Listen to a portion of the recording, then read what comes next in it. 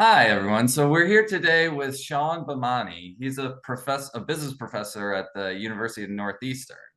And you might be wondering why we're having a business professor on today. It's because he's been involved in this very interesting project called Supply Trace, which helps companies assess forced labor risk in their supply chain. And and forced labor risk and supply chain issues are very much part of the S in ESG. And so we're really happy to have him on, and maybe he can give us some advice on how lawyers can be advising their companies, particularly smaller companies, when it comes to performing due diligence on their supply chains. So thanks very much, Shawn, for coming. Yeah, thanks for having me. I appreciate it. So maybe first we could talk a little bit about your background and how you came to the Supply Trace project. Sure, absolutely. So I'm not your typical academic. I now work at Northeastern University in the supply chain group, but before that I worked actually in Fortune 5 procurement. My initial role was international negotiations, mostly West Africa, East Asia. That took me through to international sourcing analyses, then helping to develop a supply chain group within the company, and eventually to doing that on a global scale. At some point, I realized that there were big questions, especially in the ESG space, that I wanted to address, particularly when it came to forced labor. Led me back to do a PhD in supply chain studies, and then going forward from there, eventually back to Boston, where I now teach in sustainability, ethics, procurement, and also supply chain fundamentals. How do you actually manage your supply chain operations internationally, and how do you do it efficiently and ethically? That's really quite interesting. So your experience in business brought you back to academia. Yeah, absolutely. And I've enjoyed the journey. That's great. And could you tell me a little bit about this initiative, Supply Trace, that you're part of? Sure. So Supply Trace is one of the projects that we are currently running out of Northeastern, and it is the one that is growing the fastest, I would say. Supply Trace is a open access website. In short, it is a place for small and medium-sized companies, as well as governments and civil society, to come to supplytrace.org. And for the first time, I think in the history of supply chains, understand potential risk. Supply Trace was born, I would say, as a child of the pandemic initially, because we had researchers that we were working with who were constantly investigating overseas factories and facilities for risk. And they would look at trade records, bills of lading entering the United States and try to make links with overseas facilities. And it's a very manually intensive process to do that. And what we realized was we could use machine learning to automate that. So millions of records of goods entering the US, computers could analyze them instead of humans. And then the human element, which we consider to be a critical part of supply chain due diligence, could instead be focused on actually understanding risk at each facility. So supply trace is the marriage of two things: machine learning on what is coming into the US and where is it coming from, and then human intelligence to look at those factories, those facilities, and see if there's potential risk at those locations, catalog that evidence, and then marry it to the trade records to say, hey, these companies that are importing are potentially importing from places that we know that there's credible risk that deserves due diligence, that deserves further investigation. And that's where it came to fruition. Mhm. Do that sounds really, really interesting. So where did you find the methodology for identifying risk areas? Or Sure. did your side come up with the methodology, or have you been working with other organizations?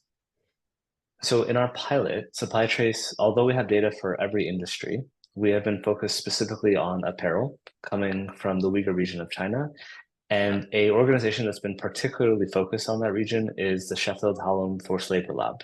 They've been putting out reports for the last few years, and many people in the space are familiar with them. So we partnered with them to provide their investigations and their analysis into the back end of Supply Trace. So they actually upload data for each factory facility that they have been looking at.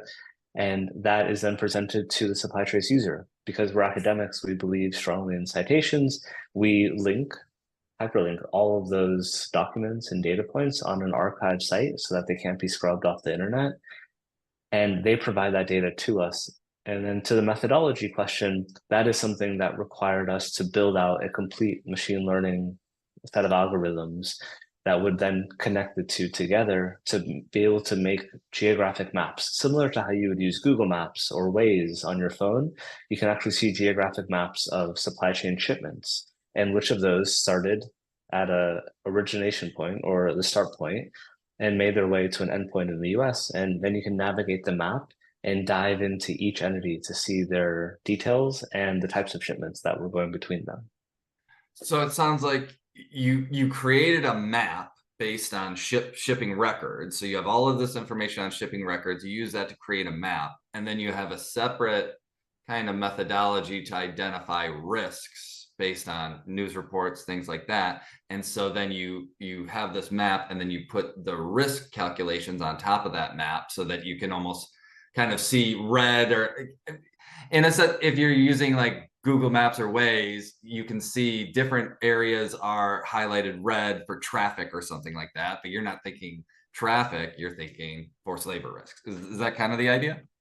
Yeah, and I love the way that you spoke about the layers that you can put on top of the map because actually, yes, we do use red as red dots for potential risks, so similar to a traffic light system. But in addition to that, that also means that you can lay on other types of risk. So you mentioned the S in ESG, so we have the social risk there, but we're looking at in the future what other types of risk can we layer onto the same map for people to be Mhm. able to comply better with legislation over time as legislation continues to adapt.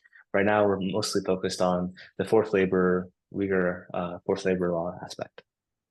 So, and so you mentioned you're a business professor. So let me give a quick legal background for the uninitiated. So right now, your typical use case is somebody who's trying to a company trying to comply with the Uyghur Forced Labor Prevention Act. The Uyghur Forced Yes. Labor Prevention Act is an extension of Section 307 of the Tariff Act in the US, which that Section 307 of the Tariff Act prohibits goods produced using forced labor from entering the US. What the UFLPA does is it says the US government has made a finding saying that there is a serious problem of forced labor in the Uyghur region of China, that's the Xinjiang area of China, and such that goods that have any nexus to that Uyghur labor or the Xinjiang region of China, if any part of their supply chain has a nexus to Uyghur labor, the US government is going to presume that those products were produced using forced labor and thus prohibited from entry under Section 307. And so what it effectively does is requires companies to map out their supply chain and investigate whether any of their supply is coming from that area. So the first part of your exercise of just mapping supply chain is incredibly effective for companies that are implementing a UFLPA compliance framework, because the major hurdle is mapping supply chain.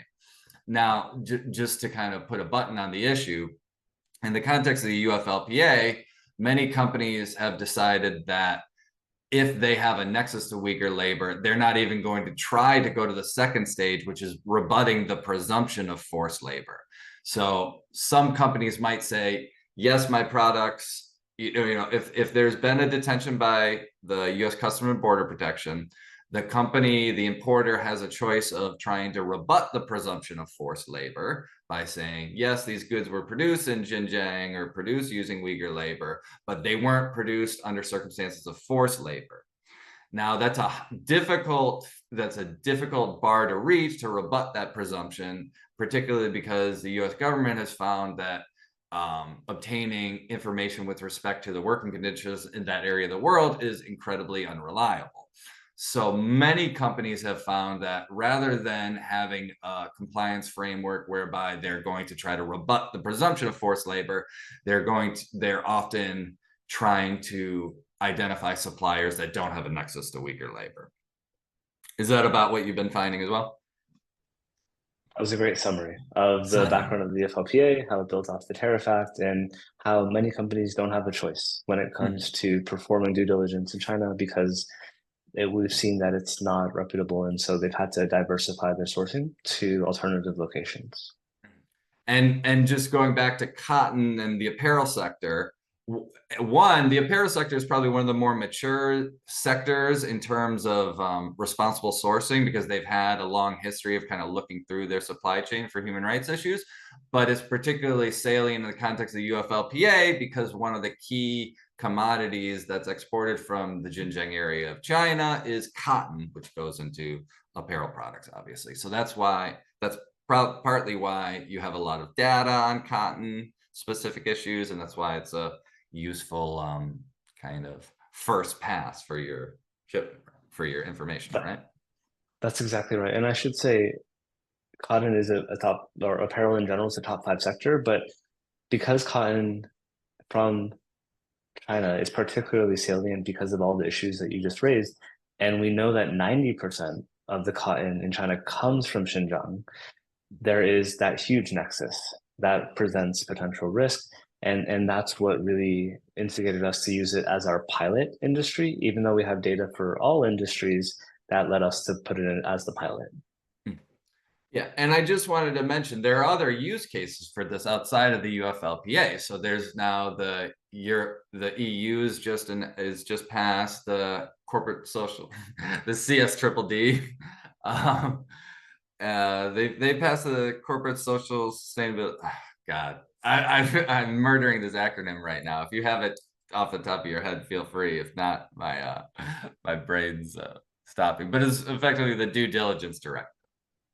Yeah, they just passed the due diligence directive, which is the corporate sustainability due Due diligence diligence directive. directive. Yeah. And as part of that, yeah, absolutely. A couple of weeks ago, they made it clear that by 2027, European companies will be complying with that if they meet the thresholds. But you're absolutely right. Supply Trace does not just map cotton and not just from China. It will show you systems that exist outside of China. It will also map supply chains that currently don't have risk indicators. So other factories that companies are connected to, they might not have risk evidence associated with them yet. But to your point, one of the first steps to get started with helping companies is to help them map their supply chain in totality. And that's where Supply Trace also comes in because we show the entire gamut, not just risk. Hmm. And another kind of use case scenario which might be useful in the future is in the context of undertaking scope 3 reporting requirements, right? So there's the California's SB 253 and 261, as well as the European reporting directives, which are requiring companies to obtain information from their suppliers with regard to their different environmental metrics, right? Is there That's exactly any it. um, is there any kind of use case whereby you mentioned that you might be able to use environmental indicators as something that you can add on to supply trace? Have you thought through how you might do that?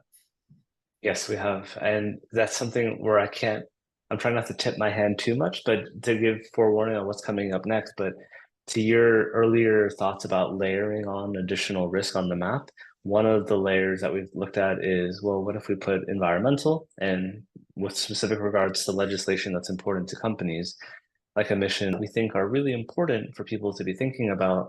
And so we're currently weighing which layer do we want to unlock next. Supply trace is dynamic. We can unlock the data on an ongoing basis. And so we're currently deciding what's our next one as we continue to scale.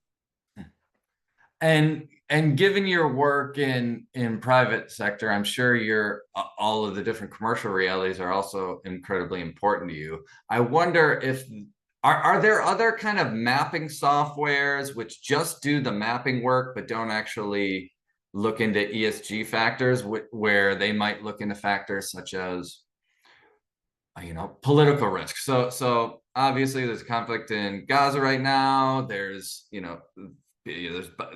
ships getting bombed through the Suez Canal. Could you, for instance, map out political risk for companies that they might have supply chain choke points? I mean, you mentioned that this is something that came out of the pandemic. We all know that during the pandemic, there were a lot of bottlenecks in supply chains.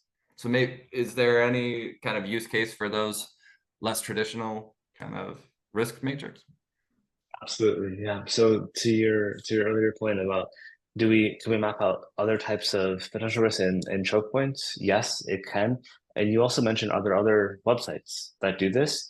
We track probably about 24 other tools that try to help companies with supply chains. And one thing that I'm really clear about is that I do not want to recreate anything any other tool is doing because it wouldn't be worth the time.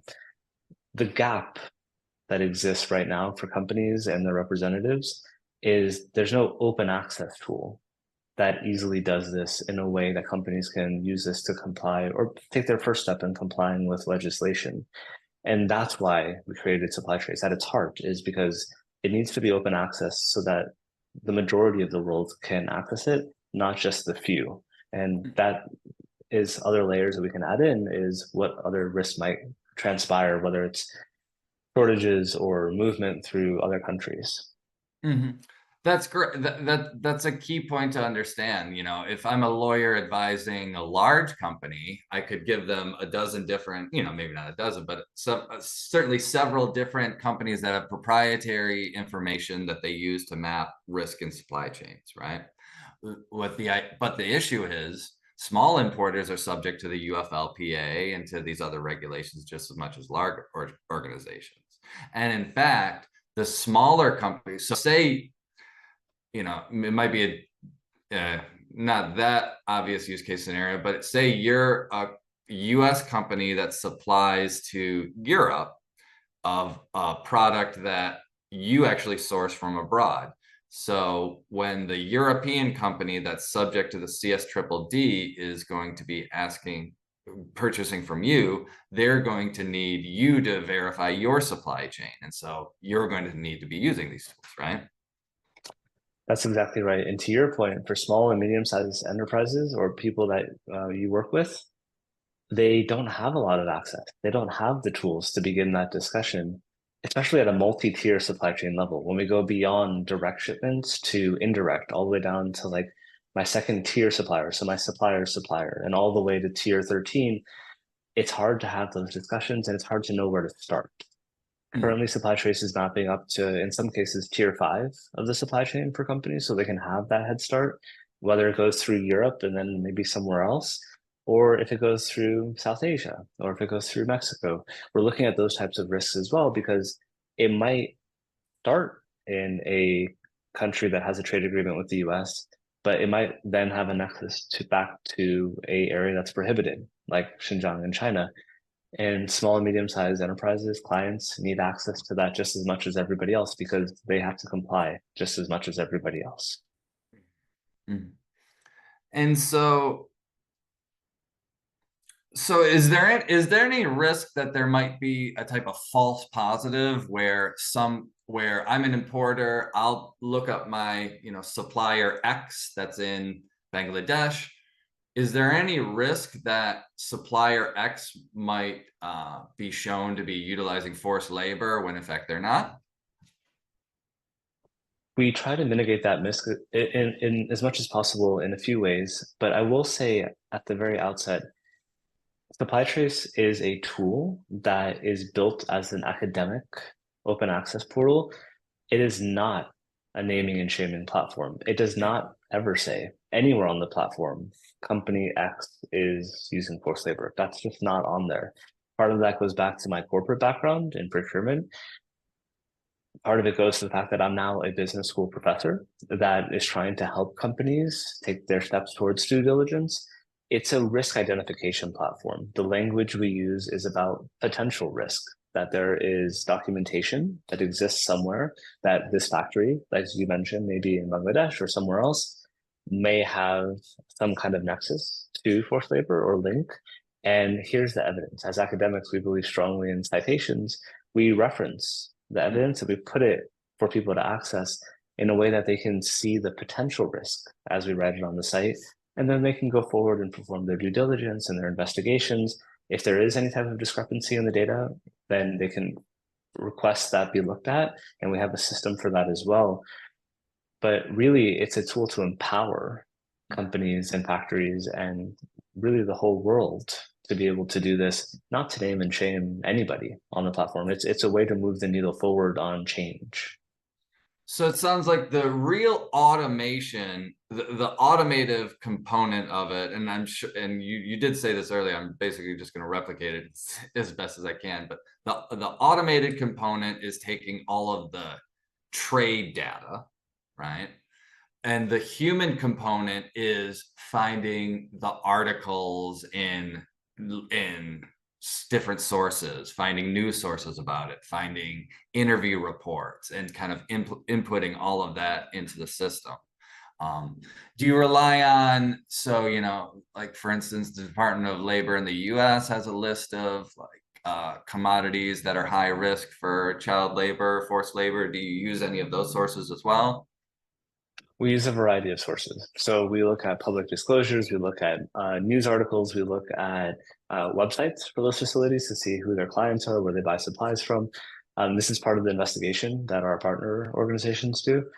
I will also say that when it comes to the latter point regarding other sources that we might use, there are the US, for example, the FLETF list, which prohibits the importation of goods from certain organizations, which is expanding over time. We use that. We use other international lists, sanctions that we can look at.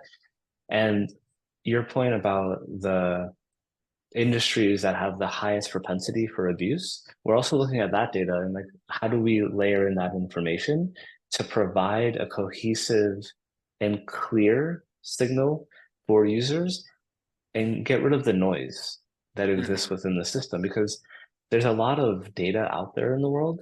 We're trying to make it simple to digest for entities and for small and medium-sized companies and even for civil society so that way we can get to the heart of the issue and start to address it. Mhm.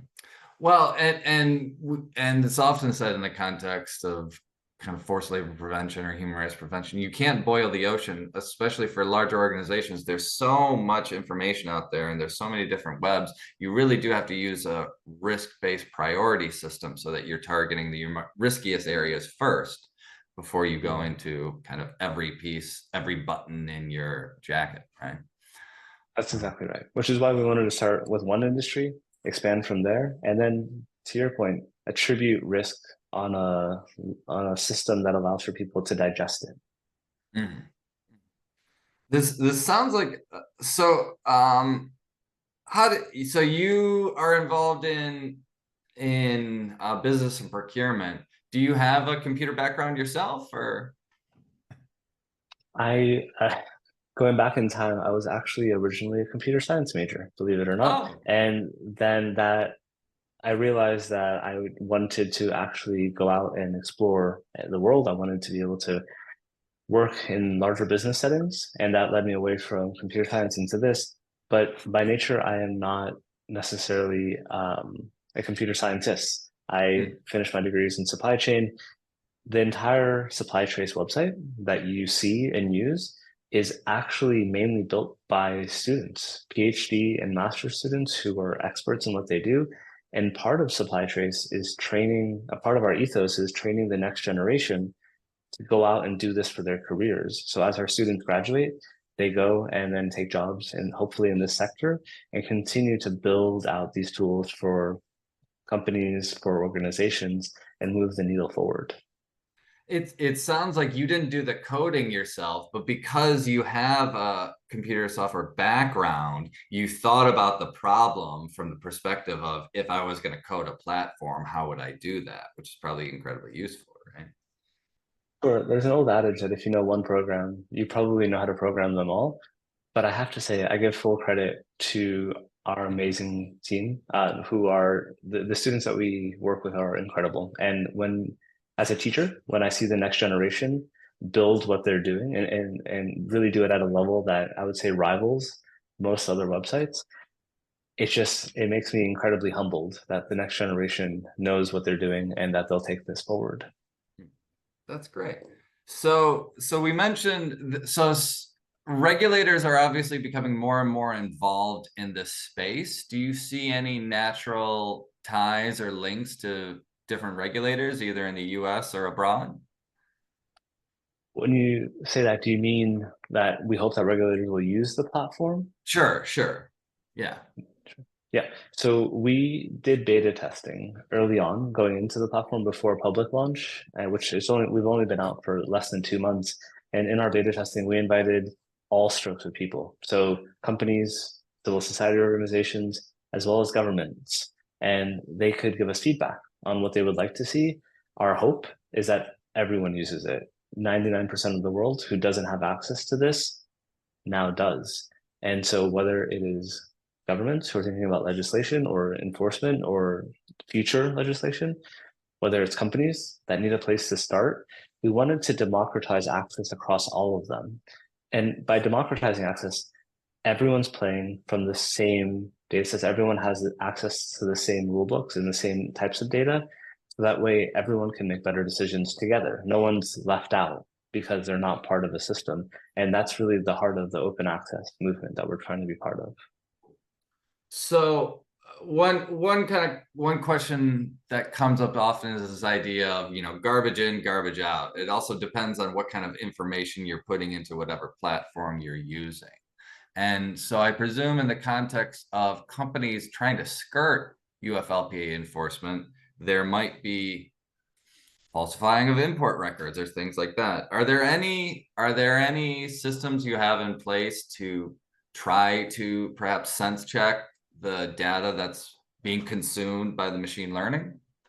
We do. So we are really focused on what we call edge cases. So an edge case is you have a bunch of data. What are the outliers? What are the Okay. things that don't quite fit? This one doesn't Hmm. look quite like the others. And understanding, is that because of something that we need to improve on the algorithm, or is that because there's something about this data that needs further look? And so we built our system around that and trying to keep it as tight as possible when it comes to understanding the data holistically and how they interrelate. And if something flags as a potential risk, then we go deeper. Who else are they connected to? Have they had similar shipments like this in the past, or is this an outlier? And maybe we'll even look at who owns them. And Hmm. can we triangulate, is this what we should be seeing within the platform? So Hmm. that does happen as we build and curate this data over time. Hmm. One thing I didn't mention early on, but I should, is that it's not just current data. Supply trace is a historical record. So for 10 years, you can go back and see how supply chains have changed over time in response to legislation. And that to me is something that's novel that hasn't existed before. Are you seeing a response? So I guess so UFLPA was passed in like December 21, came in effect in June 22. Now it's, almost June 24. It's been 2 years. Have you seen any shift in the supply chain? Absolutely. So as a researcher, we'd run analysis. Did the UFLPA actually do something to cotton imports or to other industries as well? We do see a change because of the UFLPA in shipment patterns into the US. I will say, and this is actually a paper we're working on right now, is that there's actually surprising after effects of the UFLPA that we're going to be making public. And the interesting part about legislation is it does have a effect. The question is it the intended effect? Have we Hmm. seen change at the level that we expected? And in that way, I can say not quite. We still have shipments coming from China that are linked to Xinjiang entering the US here in 2024, even though enforcement started, what, almost 2 years ago. And so that's still happening. And in recent isometric testing, I was reading that 20% of cotton imports are still coming from Xinjiang into the US. The problem continues to go, but yes, we've seen a shift, just not as much as you would think, which means Is that it there's just still transshipment? Is it just enforcement. cotton? Sorry, I didn't mean to cut you off. Is it Please, cotton please. going from Xinjiang and now instead of directly to California, it's going Xinjiang to Thailand to California? We see quite a bit of that. We also see, so transshipment is one. We also see processing of finished goods. So it's half made in one place and then finished off in another and then comes to the US. But we also see that supply chain relationships are just adapting, where you have new factories that might be shipping more to the US than older ones. And relationships into the US are shifting slightly to comply with law, but not everyone knows who's at risk. Not everyone knows where the products actually come from. And so as we see a movement towards compliance with law, we also see there's also a lot of risk that companies will continue to have detainment. And as CBP approaches $3 billion in goods stopped at the border since the UFLPA was enforced, we don't see that slowing down because the risk is still being imported into the US despite the law. Mhm. Yeah. So companies still need to take their risk to exposure to forced labor in Xinjiang very seriously. Absolutely. And now I would say more than ever. And having worked at a large Fortune 5 company, do you expect that the largest companies are the ones that are being the most proactive about risk, or do you think it's the smaller companies where one shipment can mean bankruptcy to them? When it comes to being proactive, I think larger companies are well funded to Yeah. use systems that will help them detect risk, whereas small and medium-sized companies might not have had access to Yeah. those systems before supply trace. But because they're equally at risk, my answer to that would be for those companies that are importing internationally, that are not producing domestically, they need to know their supply chain mappings, locations, multi-tier relationships, because without that, if a detention notice comes in from CBP and they have no records to rebut the presumption, then those goods could be detained, destroyed, and then that brand damage, we've seen it be quite dramatic. And we're trying to stop that from before it happens, identify the risk, take action, and work with organizations to de-risk our US supply chains. Yeah. Yeah. Just to kind of qualify what you said, oftentimes it's companies that aren't interested in rebutting the presumption, but actually saying that the presumption doesn't apply to them, that the UFLPA rebuttal presumption only applies to products that have some nexus to weaker labor. So what they need is supply chain mapping and tracing information that's reliable, that's, compelling, and shows that there is no nexus to Xinjiang. I think the problem is that's still difficult because there still is substantial amount of goods that are being imported from that part of the world. So if you're going to import from that part of the world, you really need to have a process in place where you can prove to the government that the UFLPA doesn't apply to you. Yeah, Or to the no. products that you're importing. Exactly. That's exactly right. And yeah, to your earlier point, I remember the first couple of years after the UFLPA came out, I would go and speak to lawyers who were, kind of business counsel for medium-sized importers. And they would say, well, what am I supposed to tell my client? What are they supposed to do? Now that you've told me there's this risk, how do we address it? And it was, I would send them to tell them to go to different websites or do this or that. But having supply trace is really filling a gap, which was very much needed. So it's great what you're doing. That's why I wanted to have you on. And I guess, is there anything you wanted to say? We often kind of end these discussions with a look into the future.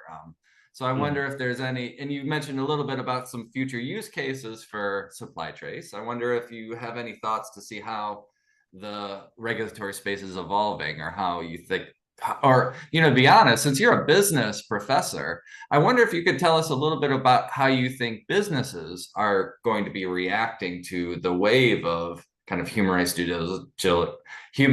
diligence legislation, and just the larger focus on supply chains in the developing world. Yeah, I would say that as a business professor who works with companies as well as with nonprofits in this space, what we see is companies really trying to keep up with legislation. In the past, legislation was a little bit more, I would say, open-ended. For example, you mentioned the Tariff Act. Going back almost 100 years when it was passed, it was almost never enforced. But now, with revisions, with changes to it, it's getting more teeth. We see the same thing with emissions. We see the same thing with the CSDDD in Europe. We see all of these changes happening.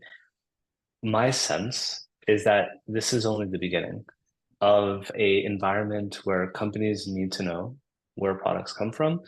And yes, there are websites that can help them with that, like Supply Trace and others, but they need guidance on how to get there. And forced labor is something, as a procurement person, I was never trained on. And I say that because I understand where procurement people are coming from. That training doesn't exist, which is why for us it was imperative on the Supply Trace website, not only to build a platform that everyone can use, but to have an entire section dedicated to guidance documents. Here's what to do if it's found. Here's what to do if the risk transpires. And these are things that we provide based off of our research.